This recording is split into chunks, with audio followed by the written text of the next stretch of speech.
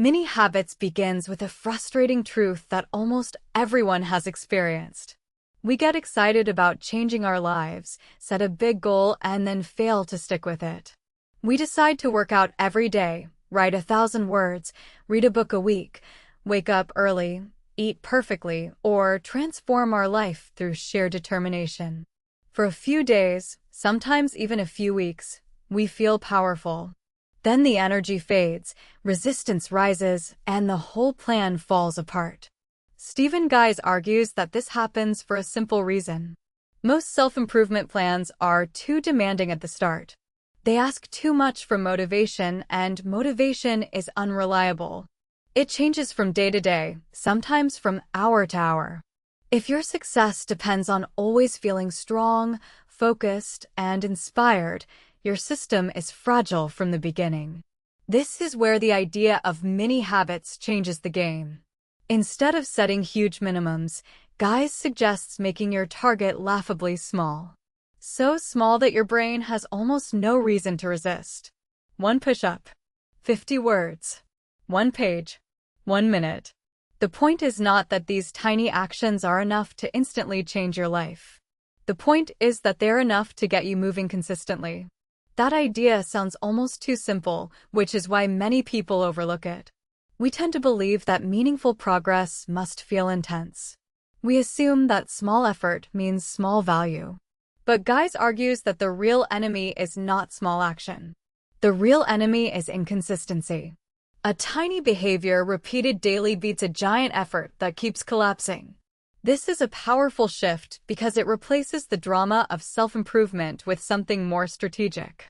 Instead of asking, "How can I push myself harder?" the better question becomes, "How can I make success too easy to avoid?" That is a very different mindset. It is not built on pressure. It is built on smart design. For anyone who has ever felt stuck, discouraged, or tired of starting over, this approach feels refreshing. It says the problem may not be your character. The problem may be the size of the habit you are trying to force. Lower the barrier enough, and suddenly action becomes possible. The opening lesson of the book is simple but powerful. Lasting change usually does not begin with a heroic act.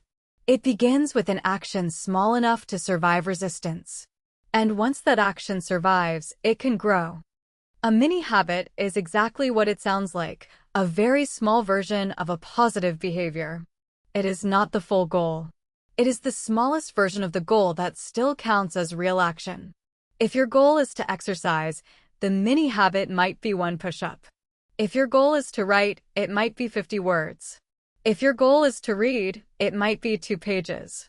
If your goal is to meditate, it might be 1 minute or even 1 deep breath. The behavior is intentionally tiny. This matters because most people misunderstand the point. The mini habit is not a trick to lower standards forever. It is a method to make starting easier. Guise understands that resistance usually appears before the action begins. Once you start, continuing often becomes easier. But starting is where people fail.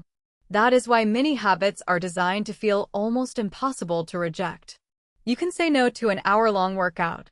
It is harder to justify saying no to 1 push-up. You can avoid writing a chapter. It is harder to avoid writing 50 words. The smaller the required action, the less room the brain has to create excuses. This approach works especially well because it avoids the emotional heaviness that often surrounds self-improvement. Big goals can feel intimidating. They create pressure, and pressure can lead to avoidance. A mini habit feels light. It feels manageable. And that emotional difference is important because behavior is strongly shaped by how the brain feels about the task. There is another advantage too. Mini habits create a reliable success experience. When the goal is easy enough to complete consistently, you stop collecting evidence of failure and start collecting evidence of follow-through. That can change your relationship with self-discipline. Many people do more than the minimum once they begin, and that is a nice bonus. 1 push-up might become 10. 50 words might become 500. But the real victory is not doing extra. The real victory is keeping the promise alive. The tiny version must still count as success. That is what makes mini habits so powerful. They remove the emotional and psychological barriers that usually stop people from acting. And when action becomes consistent, growth becomes possible. One of the strongest ideas in the book is that mini habits are effective because they do not depend heavily on motivation. This is crucial because motivation is one of the most unreliable forces in personal growth. It feels amazing when it is there, but it disappears quickly when life becomes busy, stressful, boring, or emotionally heavy. Most people build habits the wrong way. They wait until they feel motivated, then set a large goal, then rely on continued motivation to maintain it. But that creates a fragile system. The moment motivation drops, the habit becomes harder to perform, and eventually it is skipped. Guise offers a different solution. Reduce the required action until it becomes possible even on a low-energy day. If the habit is small enough, you do not need a surge of enthusiasm to do it. You can still succeed when you are tired, distracted, or not in the mood. This is a major advantage because real life is not consistent. Some days you feel focused. Other days you do not. A strong habit system must work across both conditions. It must survive average days, messy days, and mentally heavy days. That is where mini habits shine. When the required action is tiny, the brain stops treating it like a major demand. The internal argument weakens. Resistance drops. Action becomes easier. And once you take the first step, the emotional state often changes. Starting creates momentum. The task feels less threatening. You may even end up doing far more than planned. But again, the beauty of the system is that you do not need to do more. That protects the habit from becoming emotionally expensive. It stays light enough to repeat. This also changes how you think about discipline. Discipline is no longer about forcing huge action every day. It becomes about preserving consistency through tiny wins. That is much more realistic and often much more effective. The lesson here is incredibly useful for self-improvement. If you keep failing because you cannot maintain high effort, the answer may not be more pressure. It may be smaller action. The best system is often the one that still works when you feel ordinary. Mini habits also challenges the common belief that success comes mainly from stronger willpower. Guise argues that willpower is limited, inconsistent, and often overestimated. It can help in short bursts, but it is a weak foundation for long-term change. This matters because many people think they keep failing because they are not mentally tough enough. They assume the answer is to become stricter, harsher, or more intense. But when you rely too heavily on willpower, every action feels like a battle. That makes consistency difficult. Willpower is most vulnerable when you are stressed, tired, overwhelmed, hungry, distracted, or emotionally drained. In other words, it is weakest exactly when you need it most. That is why people often do well when life feels smooth, then fall apart when pressure rises. Mini habits reduce the burden on willpower by lowering the cost of starting. You are not demanding a giant performance from yourself. You are demanding something small enough to be realistic. That creates a system where action is less dependent on mental force. This is not about becoming lazy. It is about becoming strategic. If willpower is limited, then wise behavior design matters. The goal is to need less force, not to glorify more struggle. This also makes habit building feel kinder and more sustainable. You stop turning every routine into a test of character. You stop seeing a missed day as proof that you are weak. Instead, you build a habit structure that acknowledges human reality. That is one reason this book resonates so strongly. It treats people as they actually are, not as idealized machines. It accepts that energy changes, emotions fluctuate, and life gets messy. Rather than fighting that truth, many habits work around it. The broader lesson is simple. Systems that demand constant willpower usually break. Systems that reduce the need for willpower usually last longer. That is why tiny goals can be much more powerful than ambitious ones. One of the hidden strengths of mini habits is that they rebuild self-trust. This is huge because many people do not just struggle with habits. They struggle with the feeling that they cannot rely on themselves anymore. They have started and quit so many times that every new goal carries emotional baggage. A part of them already expects failure. That expectation weakens motivation before the habit even begins. Many habits interrupt that cycle by making success easier to achieve consistently.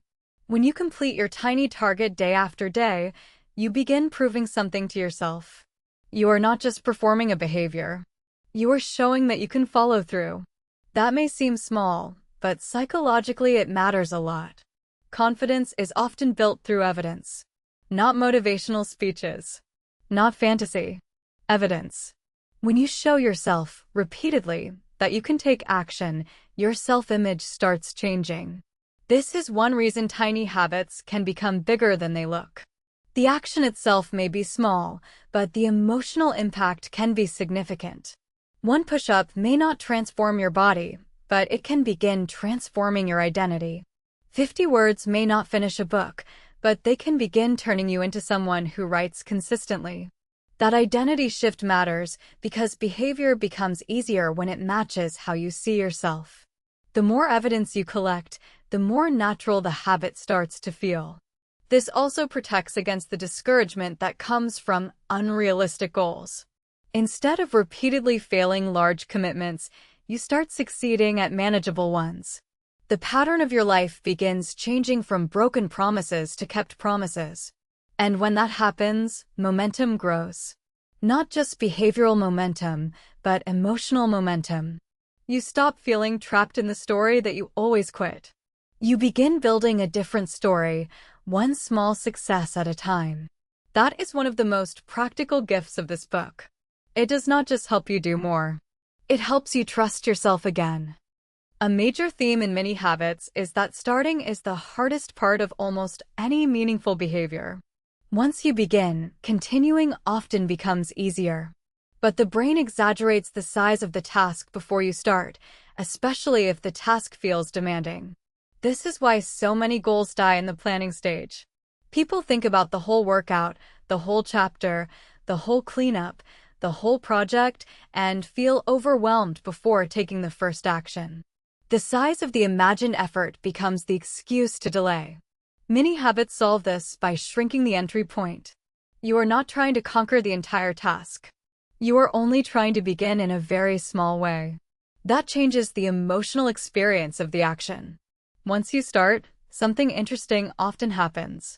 The resistance that felt so strong before action begins to weaken. The task becomes real instead of imaginary. You move from dread into motion. And motion has energy. This is why one of the smartest things you can do in self-improvement is make starting ridiculously easy. A tiny action lowers the threshold. It gets you into the behavior. After that, the momentum of action can take over. The key lesson is that you do not need to force a giant result every time. You need to make starting so easy that avoidance loses its power. That is a very different strategy from trying to motivate yourself into big performance. This also helps explain why many habits are so effective for procrastination. Procrastination often thrives on emotional intimidation. Tasks feel heavy, so we delay them. But when the task becomes small enough, the emotional barrier drops. Starting does not solve everything instantly, but it changes the relationship between you and the task. It moves you from passive resistance into active engagement. That is often the turning point. For viewers trying to improve their lives, this lesson is gold. Do not obsess over doing huge amounts every day. Obsess over making the start easy enough to happen. Once starting becomes easier, consistency becomes possible. And once consistency becomes possible, bigger results can eventually follow. A common question about many habits is obvious. If the target is so tiny, how do big results ever happen? Guise's answer is that growth happens naturally once the pattern is established. The mini habit is the minimum, not the maximum. It is the guaranteed version of the behavior. Once you start doing it consistently, there will often be days when you naturally do more. One push-up may become a short workout. 2 pages may become a full reading session. 50 words may become a few paragraphs or even a productive writing block. The difference is that the extra effort is optional, not required. This matters because it keeps the habit psychologically safe. The brain does not learn to fear it. The behavior remains easy to start because the official target is always small. This is a very smart design. Many people sabotage good routines by increasing the demand too quickly. They finally build consistency, then immediately turn the habit into something heavy again. That often recreates the same resistance that ruined the old plan. Many habits avoid that trap by protecting the baseline. The habit can grow, but it does not have to. That makes it more likely to survive. This approach also respects the idea that consistency matters more than intensity. A small habit that lasts is far more valuable than an ambitious habit that collapses. Growth should come from momentum, not from pressure. There is something deeply practical about this. It allows change to feel natural instead of forced. You are not constantly renegotiating bigger goals. You are maintaining a stable minimum and letting progress expand where it can. This is especially helpful for people who swing between extremes. They either do everything or nothing. Many habits break that pattern. They create a middle ground where progress can continue even when energy is low and expand when energy is high.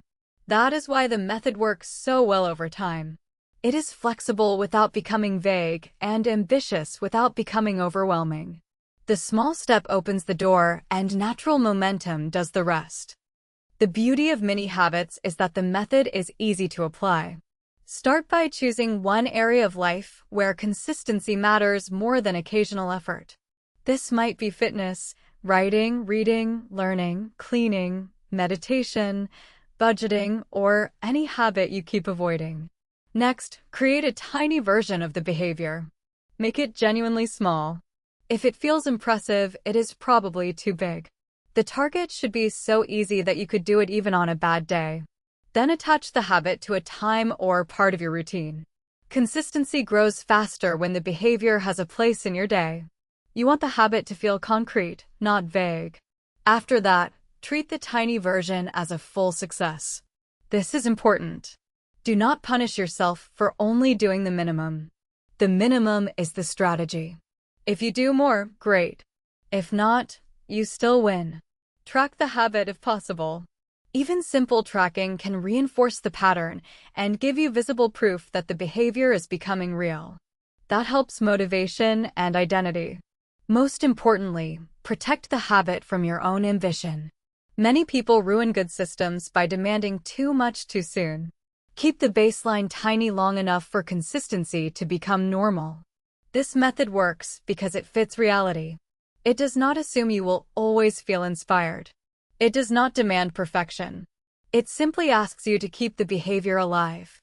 Over time, this can change much more than the habit itself. It can change your confidence, your self-respect, your sense of discipline, and your trust in your own ability to improve. That is why mini habits are more than a productivity trick. They're a way of building change that your brain is willing to accept. And that makes them far more sustainable than methods built on pressure alone. Underneath the practical advice, mini habits carries a deeper message about self-improvement. It suggests that lasting change does not require constant struggle. It requires a smarter relationship with your own mind. Many people treat self-improvement like war. They try to overpower themselves with rules, pressure, and intensity. They believe that if they are hard enough on themselves, success will finally happen. But that mindset often creates burnout, avoidance, and shame. Guise offers a more strategic and humane alternative. Work with the brain, not against it. Lower the barrier. Reduce resistance. Create easy wins. Build trust. Let growth come from repetition instead of force. That is a powerful reframe because it makes change feel possible again. It also removes some of the moral drama around inconsistent behavior. Instead of seeing yourself as broken, you begin asking whether your system is too demanding. This is one of the most valuable ideas in the whole book. The right strategy can matter more than raw determination. And when the strategy fits human psychology, consistency becomes much more realistic. This does not mean the path is effortless. It means the effort becomes better directed. You are no longer wasting energy trying to leap over resistance every day. You are building a bridge around it. For self-improvement audiences, this is an especially useful message. Many people do not need more guilt. They need a method that actually works in normal life. Mini habits provide that by making action small, success repeatable, and growth sustainable. The deeper wisdom here is that change is often more effective when it feels easier than expected. We tend to distrust simplicity, but simplicity is sometimes exactly what makes transformation possible. When you step back from the whole book, several key lessons become clear. First, large goals often fail because they rely too heavily on motivation, and motivation is unstable. Second, a mini habit is a tiny version of a positive behavior designed to be too small to resist. Third, the real value of mini habits is not their size alone, but their repeatability. They make consistency possible. Fourth, willpower is limited, which is why good behavior design matters more than constant self-force. Fifth, small consistent successes rebuild confidence and self-trust. They change how you see yourself. Sixth, starting is often the hardest part of any habit.